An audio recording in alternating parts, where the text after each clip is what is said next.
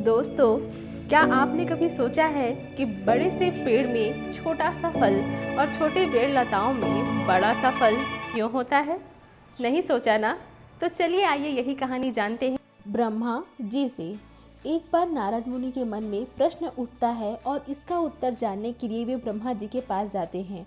ब्रह्मा जी बड़े विनम्र पूर्वक उन्हें जवाब देते हुए कहते हैं, वृक्ष हमें ऊपर उठने की प्रेरणा, मजबूती, स्वच्छ जलवायु के साथ साथ आश्रय प्रदान करता है। अत्यधिक गुण होने के साथ साथ यदि इसमें बड़ा फल भी सम्मिलित हो जाता तो यह अहंकारी हो जाता। इसलिए वृक्ष हमें अहंकारी ना होने का सीख देते हैं।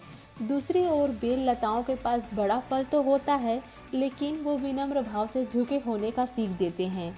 तो देखा दोस्तों, वृक्ष और बेल लताएं भी हमें पाठ पढ़ाती हैं कि हमें कितना भी उपलब्धि प्राप्त क्यों ना हो गया हो, हमें कभी अहंकारी नहीं होना चाहिए। हमारे अंदर विनम्र भाव होना चाहिए। इस धरती में जो भी कुछ है उसकी कोई ना कोई वजह तो जरूर ही है।